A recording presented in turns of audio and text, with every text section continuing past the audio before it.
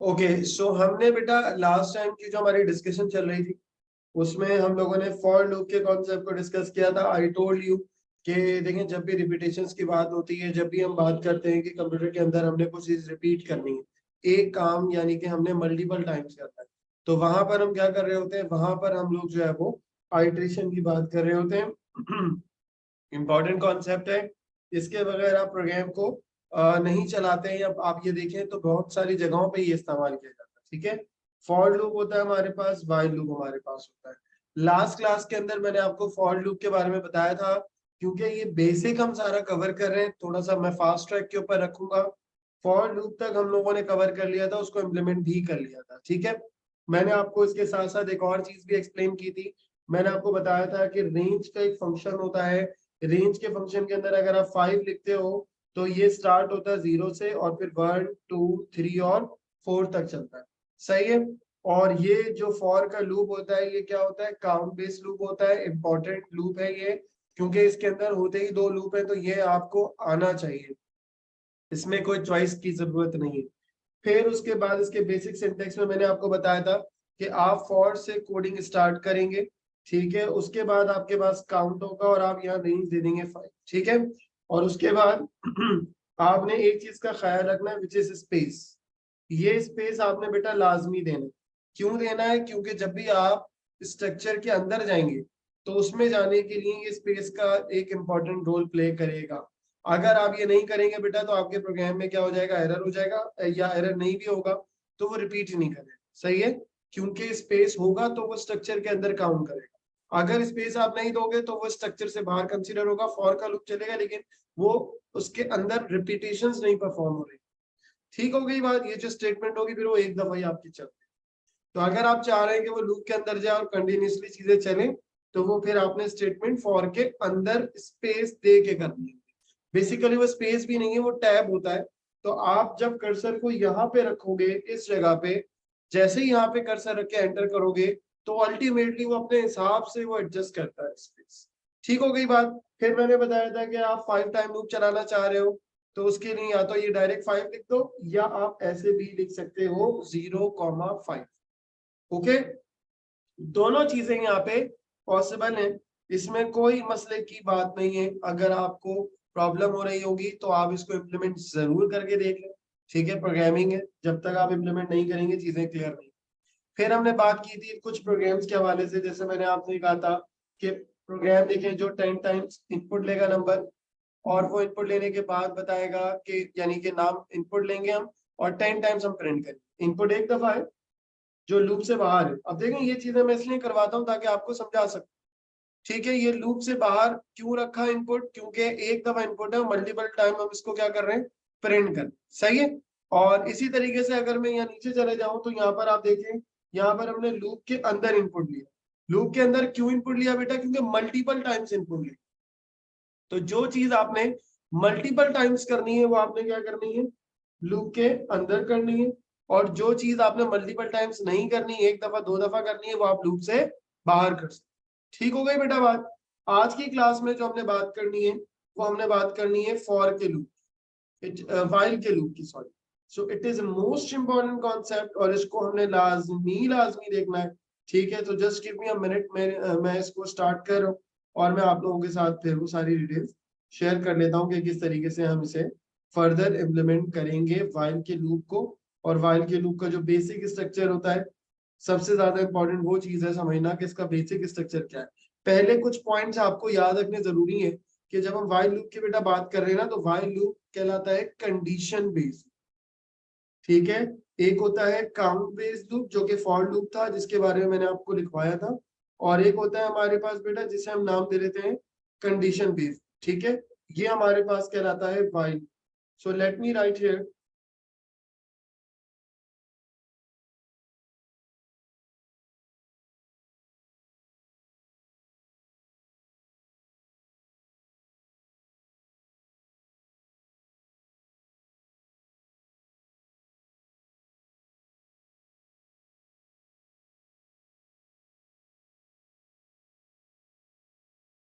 While loop. ठीक है, अब वाइल लूप में बेटा चीजें किस तरीके से काम कर रही है, वाइल लूप में चीजें इस तरीके से काम कर रही है कि जब आप वाइल का लूप चलाएंगे तो इस चीज का आप ख्याल रखिएगा कि जब भी लूप चलता है तो उसके ना तीन चीजें चाहिए। एक उसकी इनिशियल वैल्यू,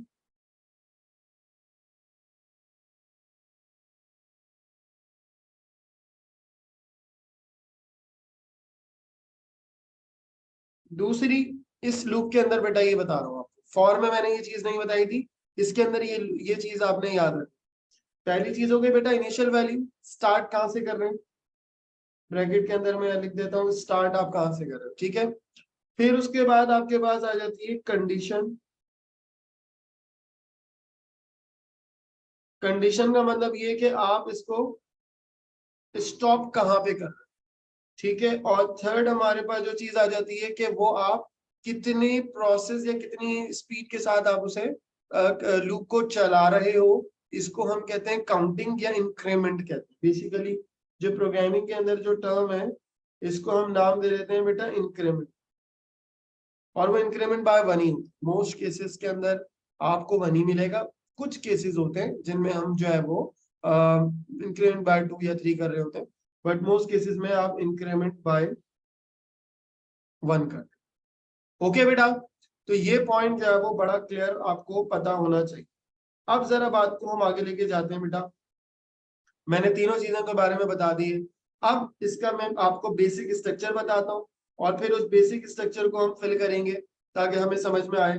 तो अगर आप अभी बात कर लें तो अब अगर सबसे पहले आप क्या करोगे, ये मैं बेसिक स्ट्रक्चर की हेडिंग डाल रहा हूं ताकि आपको पता हो कि ये बेसिक स्ट्रक्चर है।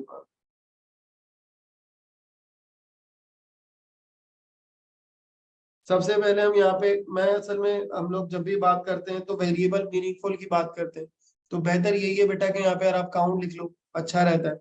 सही है, काउंट। और काउंट की आपने यहाँ पर आपने वैल्यू दे दी, और आप जो वैल्यू दोगे वो आप दोगे यहाँ पे स्टार्ट। फिलहाल आप यहाँ लिख रहे हो स्टार्ट क्योंकि मैं आपको बेसिक स्ट्रक्चर समझा, ठीक है। उसके बाद हम बात करेंगे further, you will write here while. अच्छा एक चीज का ख्याल, क्योंकि स्मॉल है तो आप इसे स्मॉल में आप लिख दें यहाँ पे वाइल, और उसके बाद आप यहाँ लिख दें काउंट, और उसके बाद यहाँ पर आप लिख देंगे कंडीशन, और फिर आ जाएगा आपके पास कॉलन। ठीक है, कॉलन जो है वो बेसिकली आप ये कह सकते हो कि ये फिक्स्ड होता है फाइल में भी और फॉर में। उसके बाद अगेन आपने स्पेस देना है, जो भी आपकी स्टेटमेंट होगी या मल्टीपल स्टेटमेंट है आप वो लिखेंगे बेटा। और उसके बाद फिर आपने एक और चीज करनी है विच इज इंक्रीमेंट, तो वो मैं डायरेक्टली आपको यहाँ पे करके दिखा देता हूँ, colon count plus is equal to 1। अब आप पूछेंगे सर ये क्या चीज है, क्योंकि आपने मोस्टली ये नहीं देखा हो, मोस्टली बेटा आपने ये नहीं देखा होगा।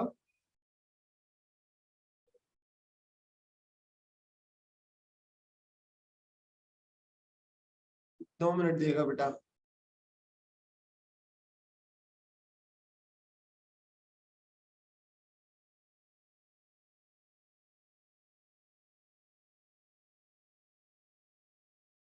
ओके, तो बेटा यहाँ तक हमने जो बात लिख ली है।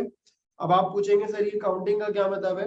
बेटा ये काउंटिंग का मतलब ये होता है कि जब आप यहाँ लिखते हो count is equal to plus equal to 1, basically आप लोगों ने सूडो कोड के अंदर, क्योंकि ज्यादातर बच्चे ओ लेवल्स वाले हमारे पास यहाँ पे होते हैं, ठीक है, तो ओ लेवल्स वाले बच्चे या ए लेवल्स वाले बच्चे जो सूडो कोड पढ़ते हैं उनको ये होता है कि सर ये व्हाट डज इट मीन। तो इसका बेटा मतलब ये होता है, इसका मतलब यही होता है जो आप पहले से पढ़ते हुए आ रहे हो, काउंट इज इक्वल टू कर लो या एरो बना लो, count is equal to count plus 1। तो ये बेसिकली आपके पास एक नॉर्मल टर्म में हम लिख रहे होते हैं, और ये आप कह सकते हो कि शॉर्टकट के तौर पे हम इसे इस तरह से यहाँ पे क्या कर रहे होते हैं, मेंशन कर। ठीक है बेटा, तो शॉर्टकट के तौर पे हम लोग जो है वो इसको इस तरह से मेंशन करते हैं। अब यहाँ तक अगर आपको पॉइंट क्लियर हो गया है, ठीक है, तो अब आपको ये बात समझ में आ गई है कि ये कोडिंग इसकी जो हमने करनी है वाइल की वो किस तरीके से होगी। क्योंकि ये जो मैं स्ट्रेटेजी आपको बता रहा हूँ ये आपने लाजमी लिखी। जब भी अब देखें जो मैंने शुरू में जब लूप चलाया था, मैंने शुरू में जब लूप पढ़ाया था, 3 चीजों के बारे में बताया था। मैंने ये भी बताया था स्टार्ट, मैंने आपको यहाँ कंडीशन भी बताई थी स्टॉप की, और यहाँ मैंने इंक्रीमेंट भी करवाया था। ऐसे ही है बेटा, ये तीनों चीजें यहाँ पे हो गई हैं। ये आपके पास क्या हो गया है, ये आपके पास जो है वो स्टार्ट हो गया, ठीक है। ये आपके पास क्या हो गई बेटा, ये आपके पास स्टॉप कंडीशन हो गई, ठीक है। और ये आपके पास क्या हो गया, ये आपके पास जो है वो इंक्रीमेंट। अगर आप इंक्रीमेंट नहीं करोगे बेटा कोड में, तो प्रॉब्लम क्या आएगी, प्रॉब्लम ये आएगी कि ये इनफाइनाइट हो जाएगा, क्योंकि ये जो व्हाइल लूप है, इसको आप कहते हो कि it is a condition based. सही है, इसके साथ आप क्या लिखते हो, it is a condition based.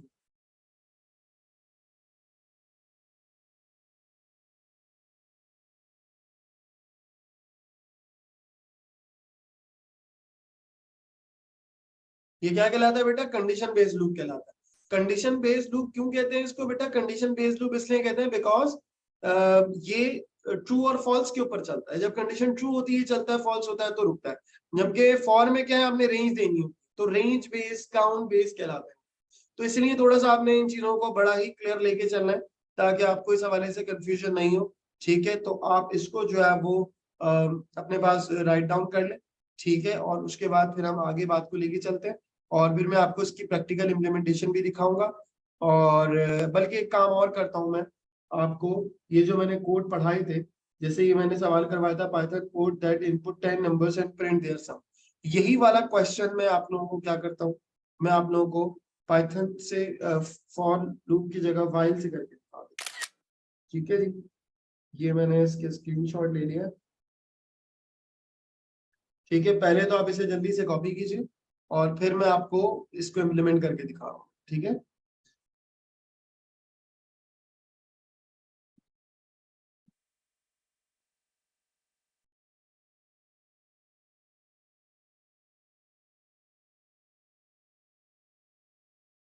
करते हैं।